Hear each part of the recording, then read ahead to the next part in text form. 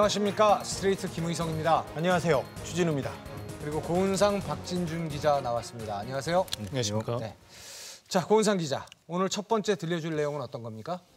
네, 하루가 멀다고 새로운 연예인의 새로운 범죄 혐의가 터져나오고 있죠. 첫 번째 이슈는 바로 클럽 버닝썬 사태입니다. 버닝썬. 이게 철부지 연예인들의 뉴스로 이렇게 호도되고 있습니다. 네, 맞습니다. 그래서 저희는 강남의 호화 클럽을 찾았던 이른바 VVIP들이 어떤 범죄 행각을 벌였는지 추적했습니다.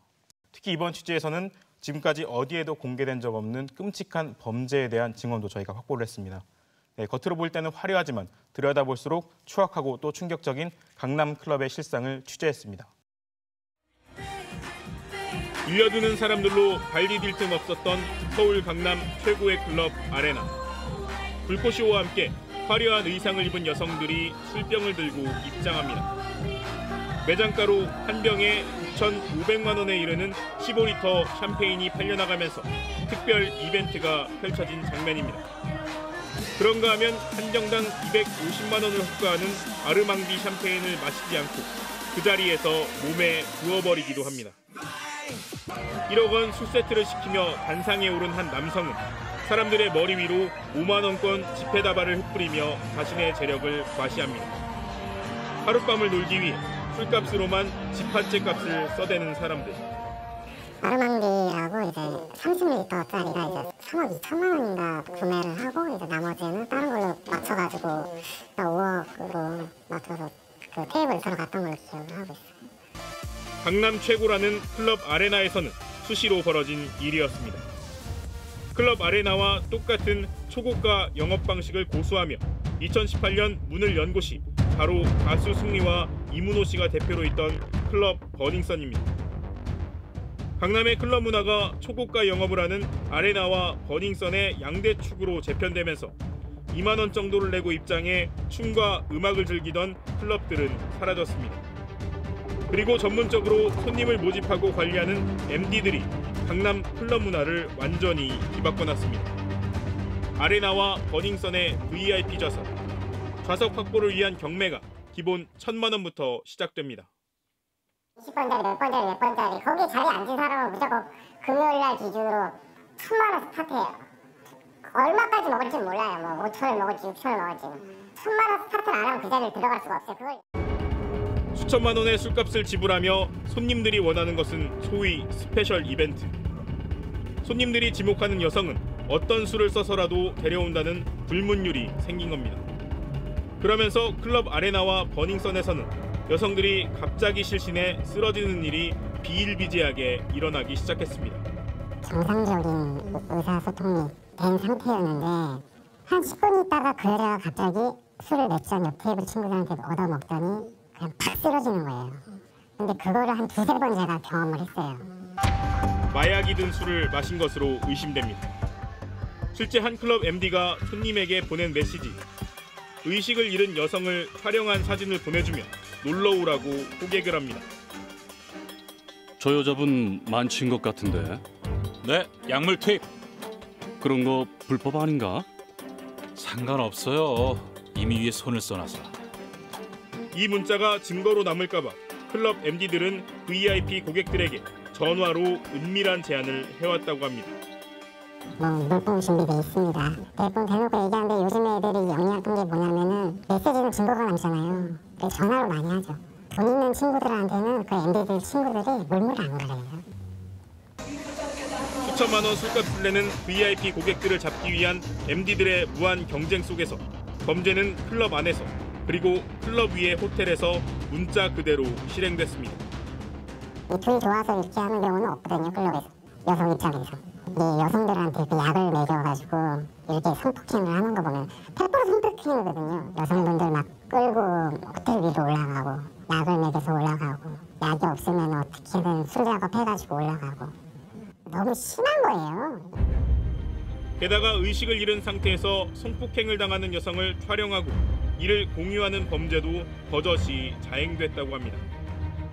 클럽의 단골인 진짜 VIP들은 더욱 특별하고 은밀한 공간으로 모셔졌습니다. VVIP만을 위한 특별 오피스텔. 보통 그 클럽 기준으로 따지면 한 1년 이상 꾸준히 다닌 사람들만 가능하죠. 임대한 클럽 주변 오피스텔은 최고급 룸처럼 개조됐다고 합니다. 버닝썬은 버닝썬 그 왼쪽에 선풍거리 그 오피스텔이고 그 아래라는 그 신사 사거리에 그 단기 임대들 많은데 그쪽이고 약간 라운지 바라고 생각하시면 돼요. 긴 소파도 있고. 그들만의 은밀한 공간으로 안내된 클럽 VVIP들은 마약과 성매매, 성폭행, 불법 촬영도 서슴지 않았습니다. 하지만 범죄의 흔적은 남지 않았습니다. 광란의 파티가 끝난 뒤 아무 일도 없었던 듯 현장을 말끔히 정리하는 작업은 클럽 측의 지시를 받은 전담 직원들이 맡았습니다. 이른바 소각팀입니다. 먼저 클럽 측 관계자가 소각팀에게 그들만이 알 수 있는 문자를 보냅니다. 오피스텔 소각. 직접 뜨는 건 현장에서 날리고 간접은 전에 말한 구역에 던져. 여기서 말하는 직접은 마약류, 주사기 등을 뜻합니다. 즉 오피스텔 현장에서 화재감 시기를 끈 뒤 마약 관련 증거를 말 그대로 소각, 불에 태워 없애라는 작업을 지시하는 겁니다. 뭐 이제 문자로 자세하게 설명을 해줍니다. 소각이라고 표현해서 그 가스레인지인가요? 거기다가 웬만한 것들은 다 태우고 주사 바늘은 좀 종종 본 편이고요. 이런 뭐 마리화나로 알고 있는 것들은 좀 많이 떨어져 있던 편도. 간접은 휴지나 피 묻은 의류, 다른 유흥용 소품들로 지정된 구역은 보통 강남구를 벗어난 다른 구까지 이동해 버리라는 뜻입니다. 그러나 소각팀의 가장 중요한 임무는 핏자국, 혈흔을 지우는 것. 이들은 특별 교육을 받은 뒤 차량 트렁크에 혈흔을 지우는 시약들을 싣고 다니기도 했다고 합니다. 스프레이 같은 거 뿌려서 혈흔 지우고 뭐 이런 거 거의 뭐 저기 과학수사대가 하는 기법처럼 이렇게 청소하는 방법도 가르쳐 준 게 있고요. 혈흔을 지우는 일이 왜 이토록 중요했을까? 익명을 요구한 한 강남클럽 오피스텔 소각팀원은 2016년 겨울 보면서도 믿을 수 없는 끔찍한 현장을 직접 목격했다고 털어놨습니다. 새벽 6시가 되면 청소하러 들어가는데 이제 그 파티가 안 끝났었더라고요. 일단 뭐 남자분들도 다 초점이 풀려 있었고 그러니까 사람이 들어왔는지도 잘 못 알아본 상황이었는데 그 여성을 묶어놓고 피를 흘리게 하고 그 혼혈한 상태 안에서 조금씩 얼굴에 경련이 일어나는 것 같더라고요. 그걸 촬영을 하다가 한 명이 의사였던 것 같습니다. 지혈하고 능숙하게 뭐 다시 수혈 집어넣고 그런 것들을 하더라고요. 이게 뭔가 싶었어요. 야, 이거 정말 너무 충격적이어서 말문이 막힐 지경입니다. 시중에 벌어진 우발적이고 그냥 한 번 있었던 일이 아니고요. 조직적이고 계획적인 범죄였습니다. 뭐 치우는 전문팀이요? CSI요? 충격적입니다. 네네. 네, 이 클럽의 오피스텔에서 적어도 가학적인 성범죄나 마약 범죄들이 지속적으로 발생하고 있었다는 그 정황이 드러난 겁니다. 자, 그런데 이렇게 조직적으로 이 범죄가 이루어진다는 거는 여기에 관계된 사람도 많다는 얘기잖아요. 그런데 어떻게 이렇게 비밀이 잘 유지가 됐을까요? 그러게요. 네, 일단 소각팀에 들어가려면 클럽 측에서 비밀을 유지할 수 있는 사람인지 확인하고 상당 기간 시험을 거칩니다. 게다가 이런 소각 작업을 할 때는 클럽 측이 제공한 휴대폰을 받고요. 일단 차량 소각 도구 역시 클럽에서 다 제공합니다. 그리고 다 반납하고요. 아주 은밀하게 움직이는 거죠. 그래서 저희도 굉장히 어렵게 취재를 했습니다. 네, 실제로 어떤 VVIP의 경우에는요. 4천만 원짜리 술을 시켜놓고도 술엔 손 한 번 안 대고 그 모종의 은밀한 장소로 이동하기도 했다는 이야기를 들을 수 있었습니다. 아까 그 장소로 바로 간 거죠. 그런데 말입니다. 최근에 이 버닝썬 문제를 다루고 있는 언론의 태도를 보면 전 좀 유감이라는 생각이 듭니다. 이 문제를 그저 연예계 가십 정도로만 다루고 있습니다. 도대체 이 문제의 본질에 대해서는 관심이 없고 어떻게 하면 더 많은 연예인들의 이름을 끄집어내서 더 많은 자극을 주느냐 여기에만 좀 관심이 가 있는 것 같다는 생각이 듭니다. 네, 저는 이 문제가 앞서 보신 것보다 어쩌면 더 심각하다고 생각하는데요. 하룻밤에 수천만 원을 쓰는 VIP들을 위해 미성년자들이 동원돼 사실상 성접대에 나서고 있었습니다. 실태를 취재했습니다. 강남의 초호화 클럽 아레나와 버닝썬에서 미성년 여성을 찾는 건 어려운 일이 아니었습니다. 그 안에서 혹시 미성년자들이 저희 접대부 같은 생활을 하는 것도 좀 보신 적 있으신가요? 안 해요, 그런 애들. 클럽에. 나중에 이제 이렇게 친해져서 뭐 사실 오빠 나 미성 생일 안 지났어 뭐 이렇게 얘기를 하죠. 자기들 입으로. 일종업소 유흥주점으로 등록된 이런 클럽에 미성년자들의 출입은 엄격하게 금지됩니다. 미성년자 출입이 적발되면 곧바로 영업정지 처분. 막대한 손해로 이어지기 때문에 클럽으로선 가장 두려울 수밖에 없습니다. 이 때문에 클럽 측은 신분증 검사기까지 동원해 철저히 미성년자를 걸러냅니다. 그렇다면 안에서 목격됐던 미성년자들은 어떻게 클럽을 드나든 것일까? 이런 클럽들에는 MD들과 클럽 경영진의 보증하에 검색 없이 출입할 수 있는 방법이 있다고 합니다. 이른바 하이패스. 신규 업장 같은 경우는 이제 사이패스라고 지원 인식을 한 번씩 하고 들어가거든요. 좀 어린 애들은. 근데 또 관리를 하는 애들은 이제 하이패스라고 신분증 검사도 없이 바로 입장 가능한. 즉 클럽 MD들이 자신이 관리하는 여성 청소년들을 클럽에 투입해 VIP 손님과 연결시켜주고 있다는 겁니다. 영상으로 직접 제가 제 눈으로 그 여자 그 당시에 물어보니까 18이나 19이라고 그러던데 보면 지금은 돈만 있으면 누구든 미성년자도 마음대로 데리고 놀 수가 있으니까. 클럽 VIP 고객들을 사실상 접대하기 위해 동원되는 어린 여성 상당수는 바로 가출 청소년들입니다. 가출 청소년들을 보호하고 있던 주원규 목사. 2015년부터 특히 여성 청소년들의 연락이 두절되고 사라지자 이들을 찾아 나섰습니다. 그런데 놀랍게도 강남의 초호화 클럽에서 사라진 여자아이들을 발견했습니다. 2015년 겨울이었습니다. 급격히 연락이 두절됐어요. 제가 이제 여자 청소년 친구들을 한 15명 정도를 계속 좀 보고 있었고 거의 대부분 다 강남 클럽? 네, 강남 클럽이었었습니다. 마땅한 직업도 없는 가출 청소년들이 어떻게 초호화 클럽을 드나들며 숙식을 해결하고 살고 있을까? 의문을 밝히기 위해 주원규 목사는 강남의 대표적 호화 클럽에 위장 취업해 6달 정도 그곳의 내막을 추적했습니다. 저는 그때 당시만 해도 루트가 이제 사실 룸사롱이나 가라오케, 불법 주점 이런 것만 알고 있었거든요. 그런데 알고 보니까 클럽이라는 플랫폼을 사용해서 거기에서 집단적인 어떤 조직적인 성매매가 이루어지고 있더라고요. 주 목사는 가출 청소년들을 클럽에 동원하기 위해 직접 이들을 포섭하는 이른바 클럽의 포주 MD가 따로 있었다는 사실을 확인했습니다. 그 가출팸들 아이들 중에서도 오야가 있더라고요. 속칭 말하는 스카우터 MD라는 사람들, 포주 MD라는 사람들이 오야한테 접근을 해서 물 좋은 게스트들을 조달해달라는 그런 이제 지원을 받는 걸로 알고 있었습니다. 돌아갈 가정도 없고 학교도 제대로 다니지 못해 미래가 불투명한 여성 청소년들을 클럽 MD들은 연예인이 될 수 있다며 유혹했습니다.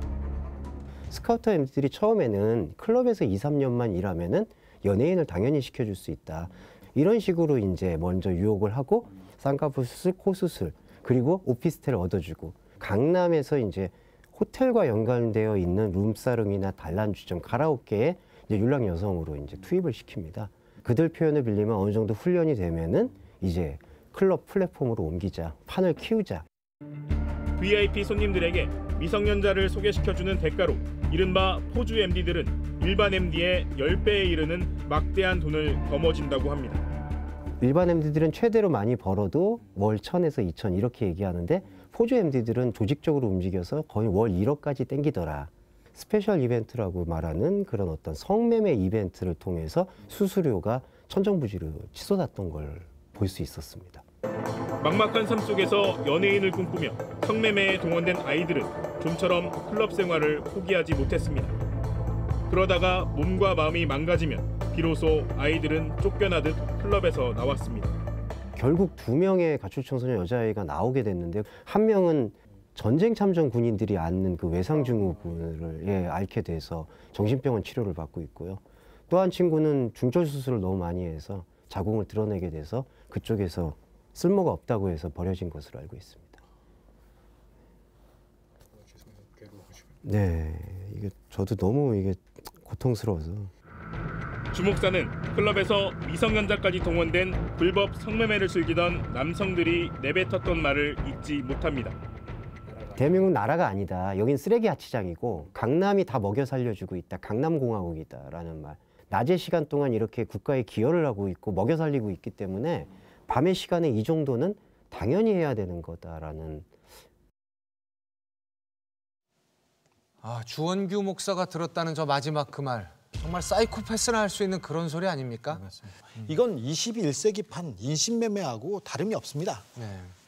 특히 미성년자들까지 동원해 성놀이개로 이용하고 또 버렸다는 점에서 더 심각하다고 할 수 있습니다. 참담하네요. 자, 이런 곳을 이용하는 소위 이곳의 VIP, VVIP 이런 사람들 어떤 사람들입니까? 이른바 불법 스포츠 도박이나 비트코인을 빙자한 사기 이런 걸로 돈을 끌어모은 사람들도 상당히 있었다고 합니다. 중국 동남아에서 많이 옵니다. 연예인, 스포츠 스타도 많이 오고요. 네, 그렇지만 가장 중요한 손님들은 따로 있었습니다. 강남 호화 클럽을 드나들었던 최고위층, 이른바 VVIP들은 누구였는지 추적했습니다. 하루 술값으로만 수천만 원 돈을 쓰는 클럽의 VVIP들 가운데 가장 흔한 사람들은 바로 재벌가 자제들. 이들은 클럽에서 주니어 또는 킹이라고 불렸습니다. 술이 너무 많이 들어가다 보면 물어보죠, 당연히. 경쟁심리도 붙고, 야, 쟤네 뭔데 이렇게 갑자기 처음 보는 애들인데 술이 많이 들어가냐? 아, 누구 아들이라고. 이제야 3세축도 본 적 있고. 속칭 수질 관리를 위해 클럽은 20, 30대 정도로 입장을 제한합니다. 그런데 이상하게도 클럽 안에서 머리가 희끗한 50대 중년 남성들이 목격되는 경우가 있었다고 합니다. 클럽 내에선 이런 사람들을 속칭 안경이라고 불렀습니다. 이들은 과연 누구일까?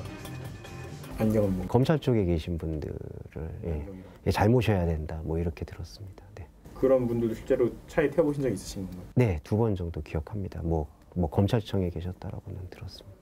중년의 나이에도 불구하고 검찰 측 인사들은 클럽을 자유롭게 드나들었다는 목격담. 안경이라고 불리는 검찰 측 인사들은 클럽을 나온 뒤엔 곧바로 호텔이나 오피스텔로 이동했다고 합니다.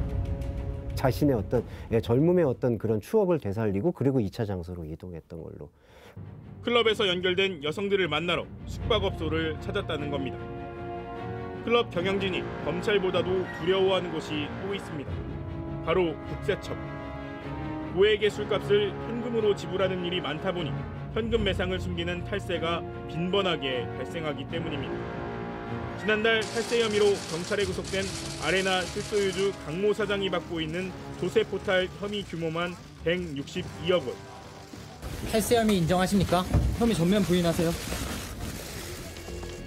그동안 국세청이 눈 감아줬기 때문에 이런 대규모 탈세가 가능했던 것 아니냐는 의혹이 나올 만합니다. 이와 관련해 스트레이트 팀이 접촉한 전직 경찰정보 관계자는 검찰 쪽 인사들 외에 국세청 관계자들도 클럽에 자주 드나들었다고 말했습니다. 국세청이 마음만 먹으면 클럽의 천문학적인 세금을 징수할 수 있습니다. 그런데 상당히 많은 국세청 직원들이 클럽을 드나들며 눈을 감아준다는 내용의 첩보가 있었습니다. 그런데 이들보다 더 높은 등급의 VVIP들이 있었다고 합니다. 이들은 누구일까? 2015년 10월 강남 클럽 아레나의 VIP로 마약을 구할 수 있느냐는 손님들의 질문에 클럽 MD로 일하는 조모 씨가 어떤 마약이 필요하냐고 묻습니다. 자신이 마약 판매책이란 겁니다.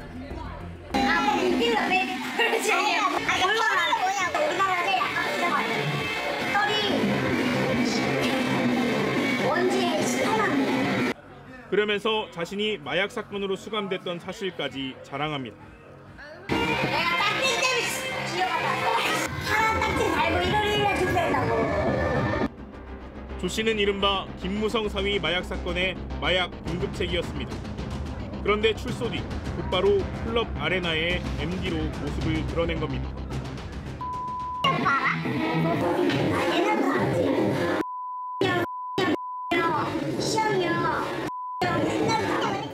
조 씨가 잘 안다는 형들 가운데 눈에 띄는 이름, 시영이요. 스트레이트 취재진은 지난 2016년 여름 이명박 대통령의 아들 이시영 씨로 추정되는 남성을 인제의 강남 아레나 클럽에서 목격했다는 당시 클럽 관계자를 만났습니다.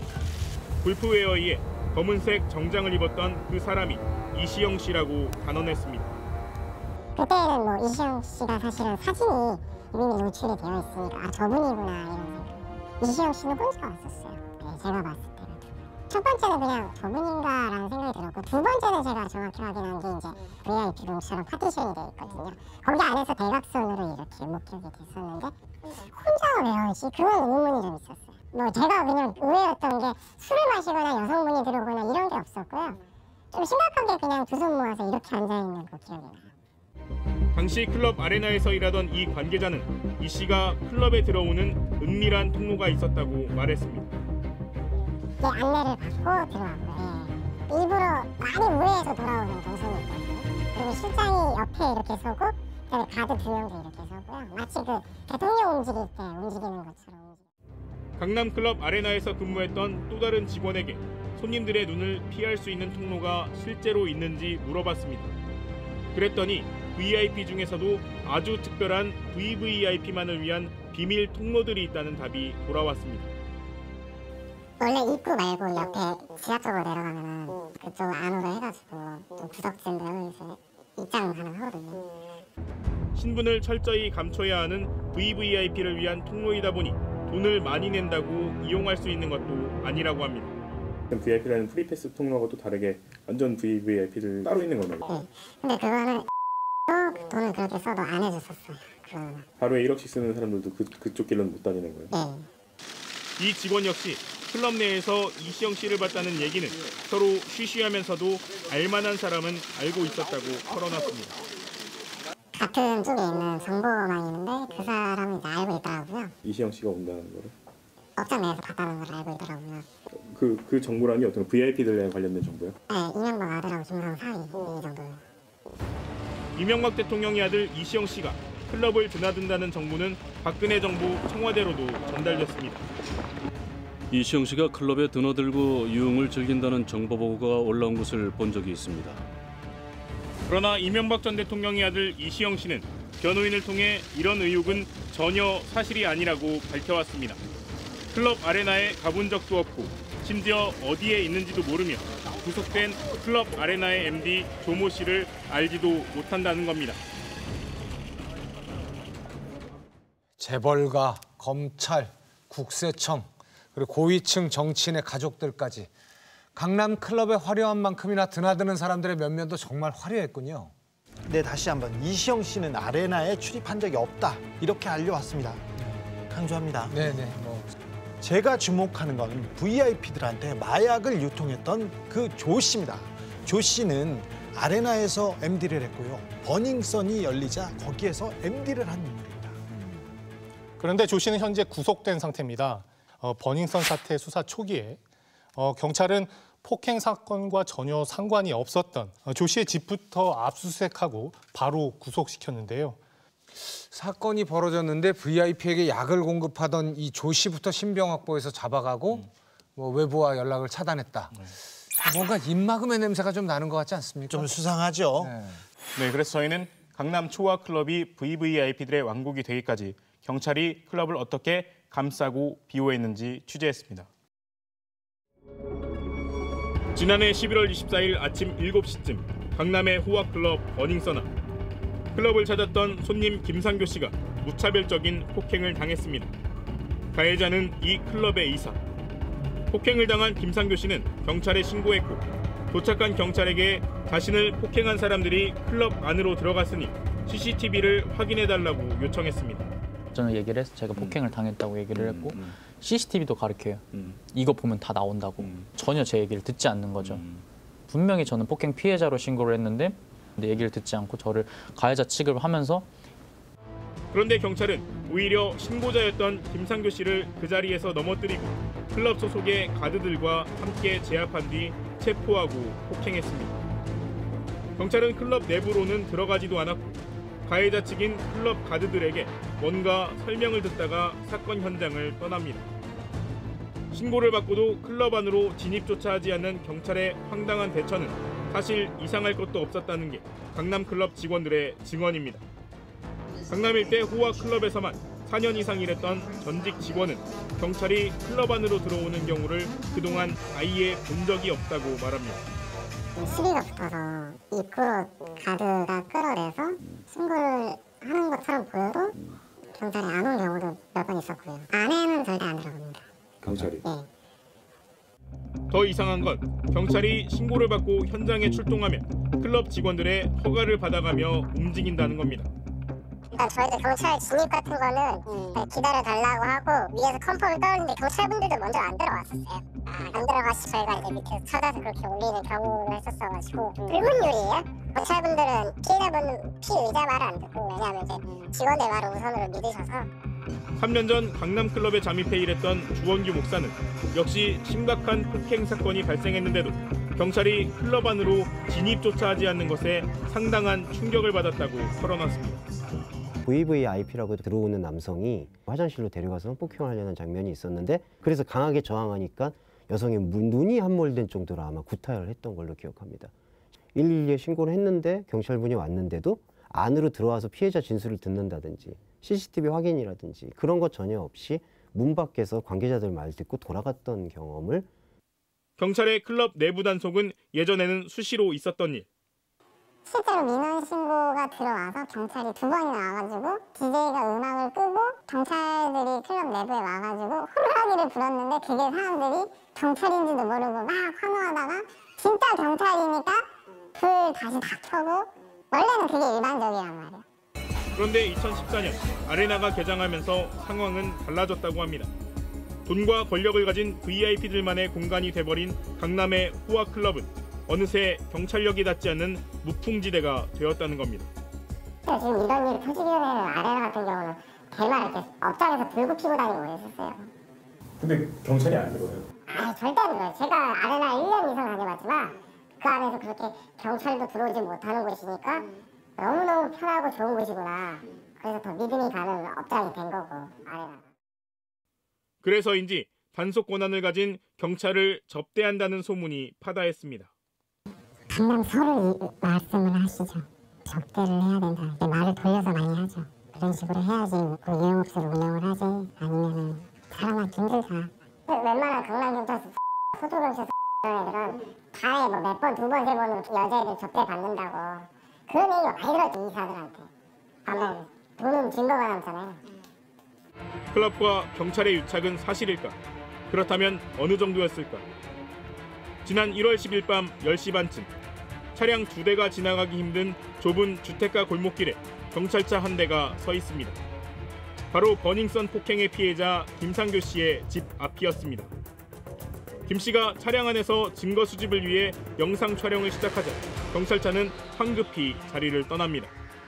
부모님이랑 제가 운전을 하고 차 타고 이제 들어오다가 경찰차가 또 서 있는 겁니다.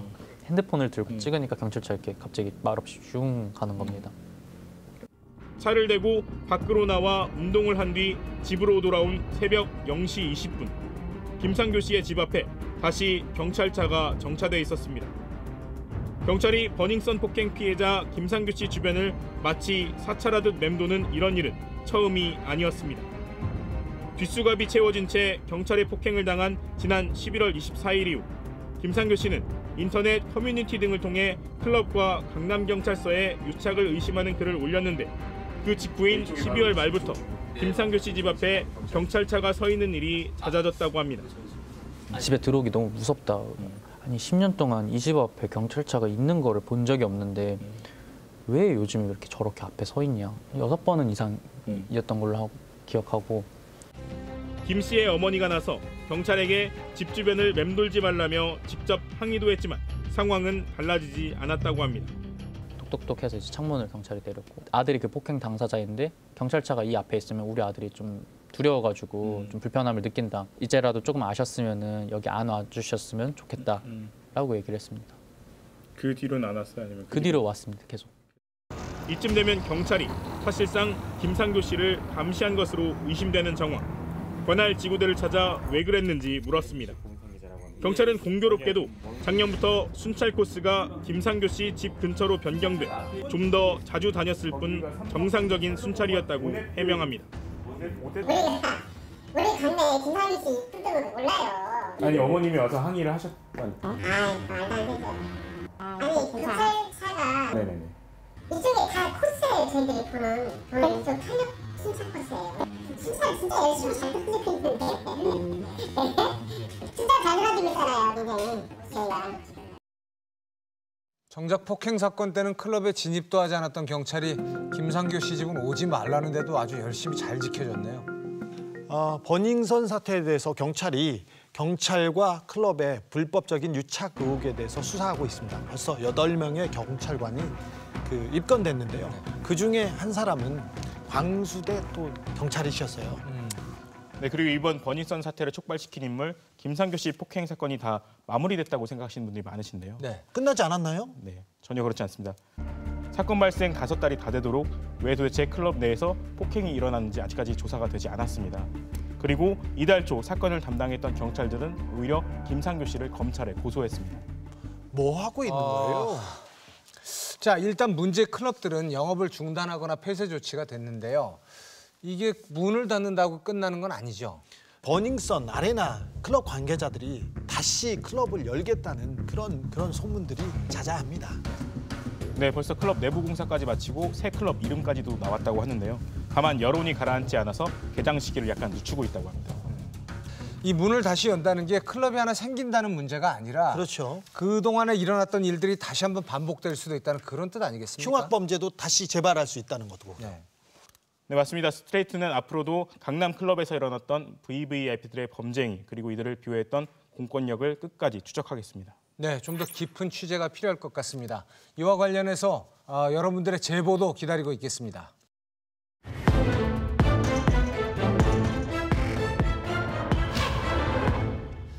자, 이제 두 번째 이슈로 넘어가 보겠습니다. 박진준 기자 소개해 주시죠. 두 번째 이야기는 돈 없고 힘없는 서민들이 놓치지 말아야 할 이야기입니다.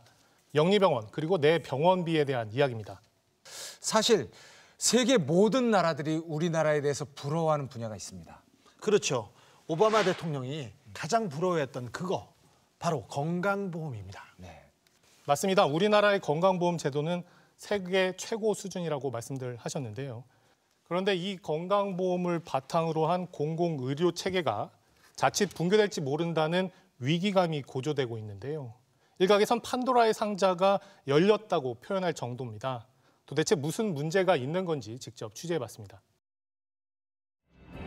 작년 말 미국 그랜드 캐니언. 한 청년이 갑자기 절벽 아래로 떨어집니다. 절벽 아래로 떨어져 중상을 입은 한국인 대학생 박모 씨는 헬기로 구조돼 미국 병원으로 옮겨졌습니다. 수차례 수술과 한 달 넘는 입원비로 병원비는 눈덩이처럼 불어났습니다. 병원비만 10억 원, 이송비 2억 원. 박 씨의 가족들이 감당할 수 없는 엄청난 병원비가 나온 것입니다. 박 씨는 한 환자 운송업체의 도움을 받아 가까스로 귀국했습니다. 수술도 많이 했고 그리고 실질적으로 거기에도 보호자도 있어야 숙식을 해야 되고 그것까지 합치면 어마어마한 돈이라고 생각하시면 돼요. 50여일 만에 한국으로 돌아온 박군을 담당한 한국 의료진도 말로만 듣던 미국의 의료비 수준을 실감했다고 합니다. 치료비를 놓고 볼 때 미국은 감히 저희가 생각할 수 없을 정도이기 때문에 의료 폭탄이라는 말도 제가 생각했을 때는 단순한 폭탄이 아니라 어마어마한 큰 폭탄을 맞는 거다. 영리병원의 비중이 높고 의료비를 공보험이 아닌 민간보험에 대부분 의지하는 미국에 비싼 의료비는 악명이 높습니다. 환자들은 비용 때문에 치료를 주저하지만 병원은 물론 특히 민간보험 회사는 막대한 돈을 벌고 있습니다. So people, you know, we've had patients, for instance, with breast cancer who know they have a lump, but know how much it will cost, who delay their care for months and months and months and eventually die. Healthcare in the United States is organized so that capital can get accumulated by a very small group of very rich people. 미국의 한 의학 저널은 미국의 파산 가정 가운데 60% 이상은 의료비 때문이라는 분석을 내놓기도 했습니다. Heart attack with congestive heart failure or diabetes under control, out of control. Then you may be admitted as an inpatient and come out with a bill of $50,000, $70,000, $100,000. Actually, medical expenses are the most common reason that people have to declare bankruptcy.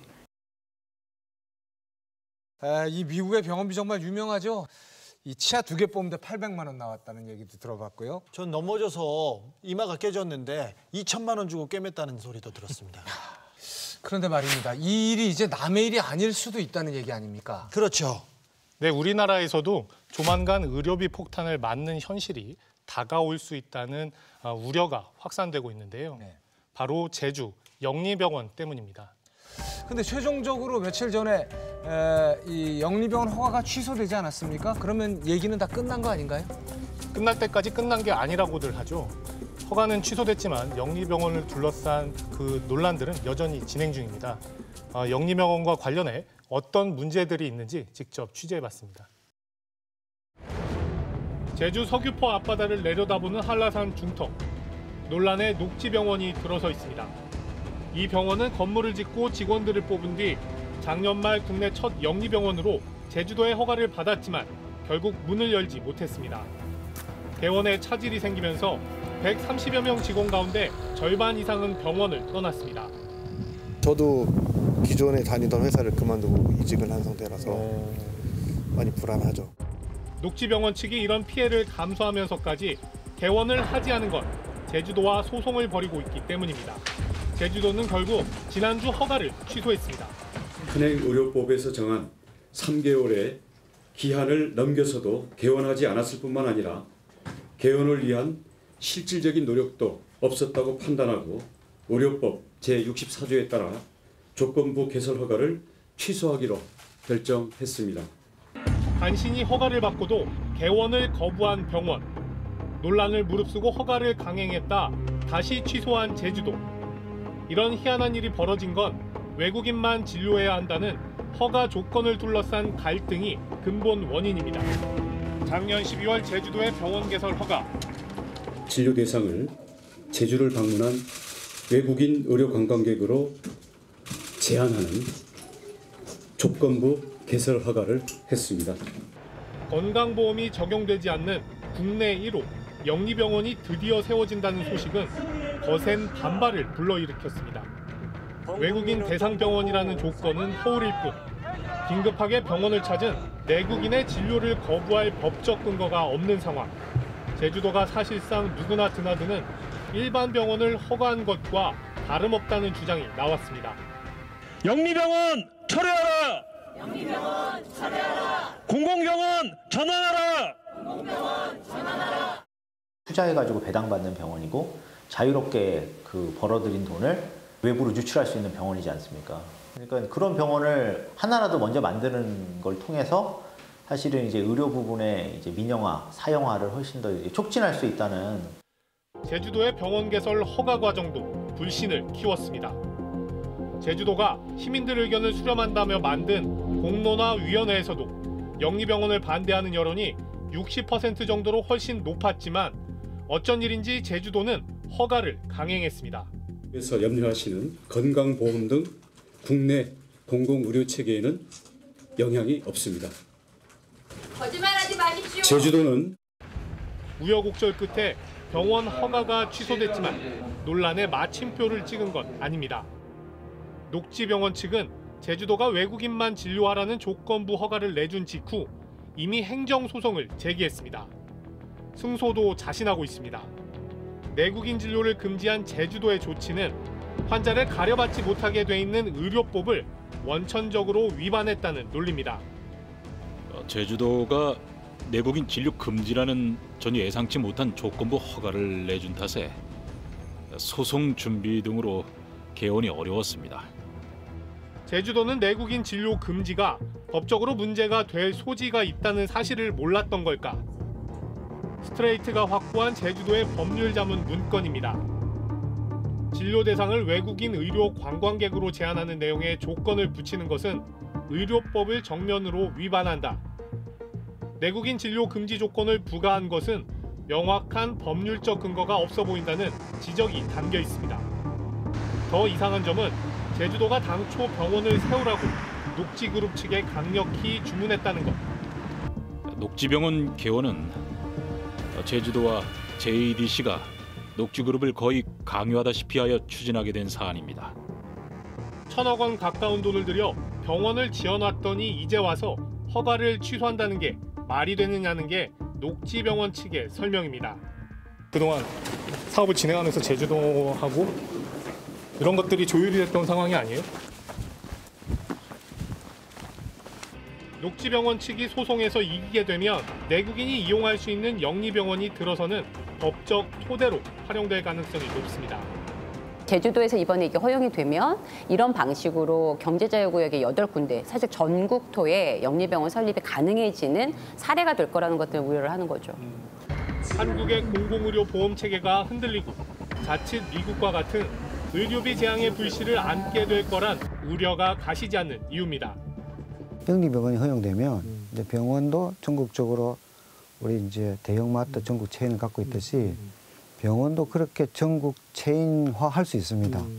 일종의 공보험을 위협할 수 있는 그런 민영 의료 체계가 등장할 수 있는 것이죠. 여론을 따른다고 해놓고 여론과 반대되는 결정을 한 이유가 뭔지 향후 계획을 직접 듣고 싶었지만 원희룡 지사는 답변을 거부했습니다. 이제 이제 어렵다라고. 죄송합니다. 도의회에 참석한 원 지사를 잠시 만날 수 있었지만 선생님, 제가 연락드렸던 MBC 박준입니다. 선생님 잠깐 질문 좀 할게요.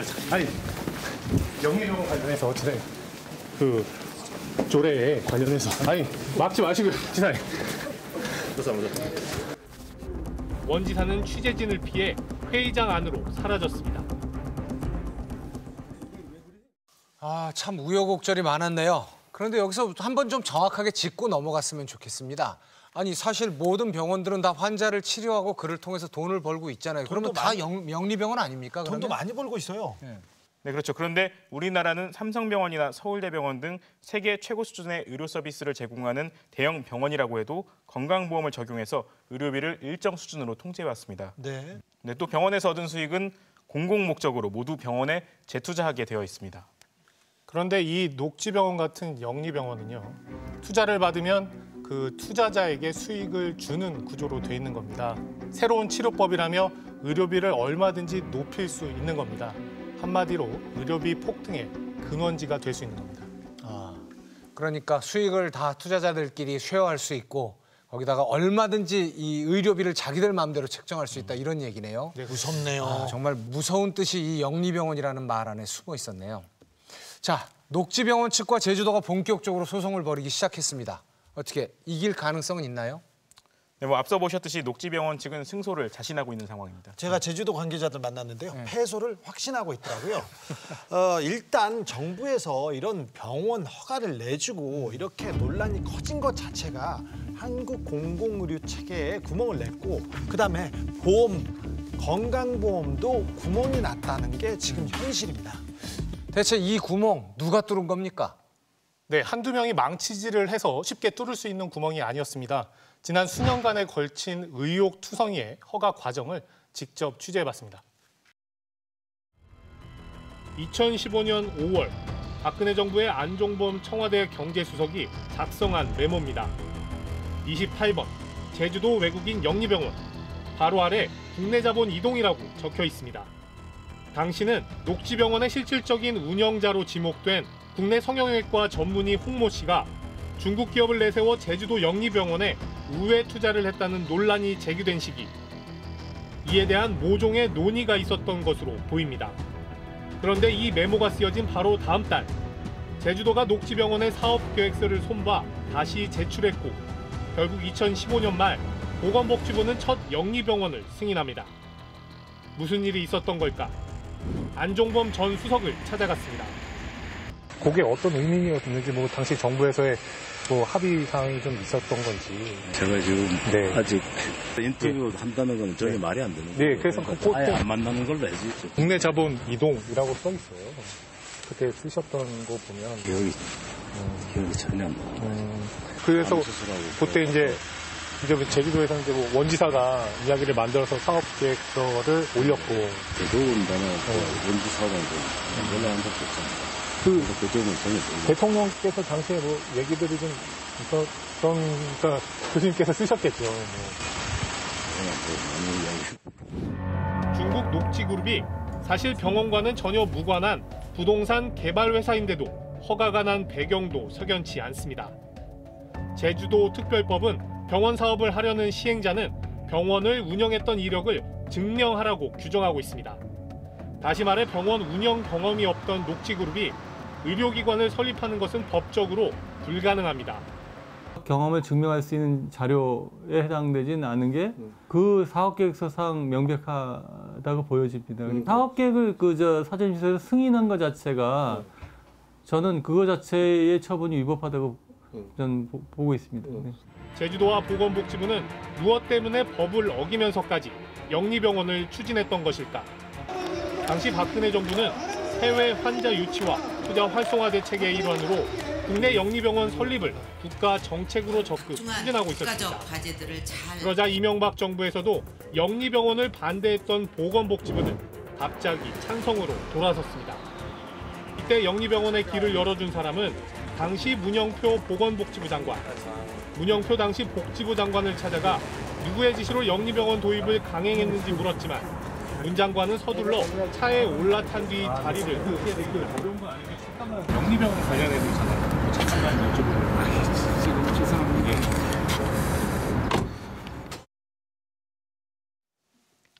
자, 이 문제가 되는 녹지그룹 중국 회사죠. 여기 도대체 뭐 하는 회사입니까? 부동산 개발 회사예요. 제가 얼마 전에 중국에 가서 녹지그룹 수뇌부를 만났는데요.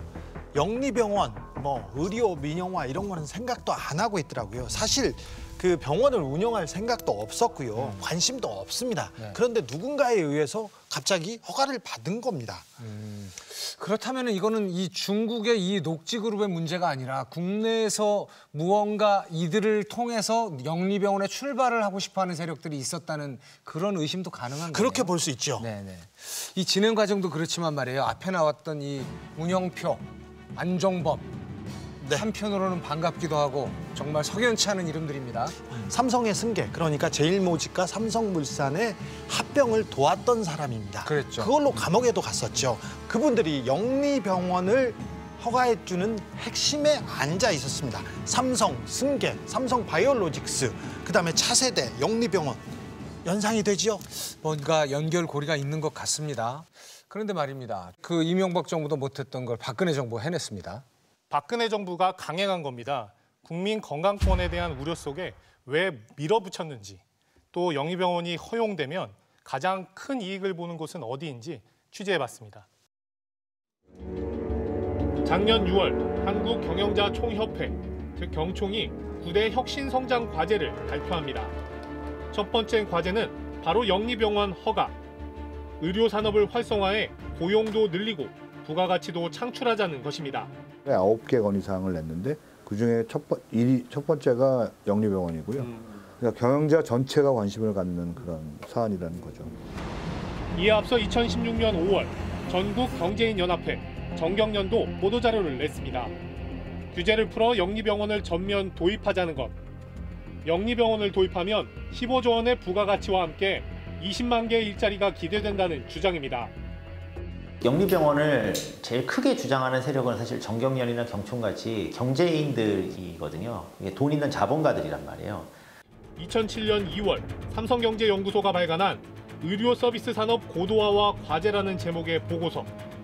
의료 서비스 분야를 산업화해 수익을 만들어내는 방안을 단계별로 제시하고 있습니다. 삼성경제연구소 보고서가 최우선 과제로 뽑은 것은 역시 영리의료법인의 허용이었습니다. 의료 산업화의 1단계 과제는 국내의 영리병원을 허가하자는 것입니다.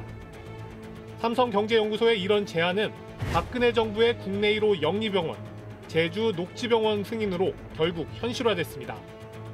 국내 의료체계에 어떤 처음에 파열구를 내려고 하는 세력은 따로 있었을 거라고 보고요. 의료단체와 시민단체들은 제주 영리병원 승인으로 우리나라의 의료 민영화가 사실상 시작됐다고 보고 있습니다. 의사로서 환자를 진료하고 치료하는 진단 과정, 치료 과정에 이와 같은 영리가 가장 개입되는 게 우선이라서 환자의 최선의 진료를 할 수 있는 혜택은 거의 없다고 봐도 될 것 같습니다. 영리병원은 일반적으로 보편적인 공중 건강, 한 국가의 국민들의 건강을 증진시키는 데 바람직하지 않다라는 게 학계 정설이에요. 2단계 포괄수가제 도입에 이어 3단계는 건강보험 당연지정제 폐지, 즉 동네 병원부터 대형 병원까지 무조건 건강보험 환자를 받게 돼 있는 현행 건강보험 제도를 바꾸자는 것. 모든 병원들이 의무적으로 건강보험 환자를 받지 않아도 되도록 하자는 것입니다. 우리는 삼성보험만 받아요. 우리는 현대보험만 받아요. 뭐 이런 식으로 말하자면 귀족병원이나 부자들만 가는 병원, 특정 보험에 든 사람들만 갈 수 있는 병원들이 생기게 되는 거죠. 마지막 4단계, 바로 민간 의료보험의 활성화입니다. 3단계인 건강보험 당연 지정제 폐지로 건강보험이 무력화되면 자연히 환자들은 더 비싼 민간 의료보험들에 가입할 수밖에 없습니다. 이 경우 우리도 미국처럼 민간 의료보험에 내는 돈이 폭증하게 되고 의료비도 폭등할 가능성이 매우 높습니다. 그러니까 미국식의 노인들이나 가난한 사람들한테는 공공보험이 되지만 나머지 사람들은 그냥 민영보험이 되는 이런 시스템으로 가자. 그래서 결국은 미국 같은 경우에는 인구의 17%, 8%가 건강보험이 아예 없는 그런 나라가 된 거죠. 이 경우 삼성생명과 같은 거대 보험회사의 수익은 천문학적으로 늘어날 수밖에 없습니다. 고소득층 중심으로 혹은 뭐 또 일반인 대상으로 그런 영리화된 상업화된 의료 서비스의 판매가 가능하고 보험과 결합되어 있으니까 특히 그것이 이제 우리나라 보험 시장의 구조를 보면 소수의 기업이 시장을 지배할 가능성이 높아요. 대형 보험사는 엄청난 돈을 벌고 국민들은 높은 의료비에 신음할 수 있다는 경고입니다. 영리병원으로 시작되는 의료 민영화의 위험성이 여기에 있습니다.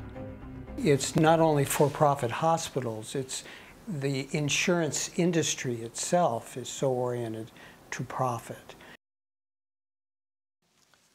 네. 결국 핵심은 건강이 아니라 보험이었군요. 네, 돈이었습니다. 네. 뭐 명분은 경제 활성화, 산업화, 더 나은 의료 서비스 제공 이렇게 얘기를 하지만 결국 이걸 요구하는 곳들은 재벌들이 모여 있는 단체들입니다. 네. 그러니까 병원만의 문제가 아니라 우리 의료보험에 대한 문제가 여기에서 발생합니다. 그래서 중요합니다.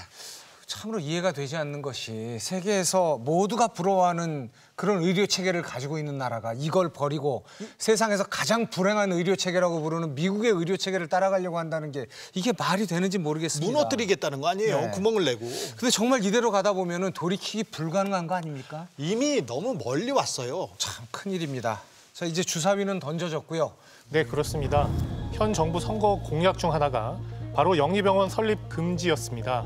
녹지병원 사태가 더 악화되기 전에 적극적으로 나서서 해결해 줄 것을 요구하고 있고요. 작은 구멍이 점점 커지기 전에 철저히 막아야 한다는 주장이 설득력을 얻고 있습니다. 네, 정부는 임기 내에 영리병원을 추구할 생각은 없다라고 못을 받고 있는데요. 그렇다면 임기가 끝나면 어떻게 합니까? 이 국민 건강과 직결된 문제인데 정권이 바뀐다고 또 이 상황이 바뀌면 이거 어떡합니까? 큰일 아니에요? 사실 우려가 큰데요. 우려가 현실화되고 있습니다. 의료비 폭탄은 이제 눈앞에 왔다고 얘기하는 사람도 있습니다. 그래서 국민들의 지속적인 관심이 필요한 겁니다. 네, 과거에도 그랬듯이 앞으로도 국민 건강을 돈벌이로 바라보는 세력들, 대기업과 거대 보험사들의 압박은 더욱더 거세질 것이라고 생각합니다. 스트레이트는 이들에 대한 감시의 끈 절대 놓지 않도록 하겠습니다. 끈질긴 추적 저널리즘 탐사기획 스트레이트. 저희는 다음 시간에 인사드리겠습니다.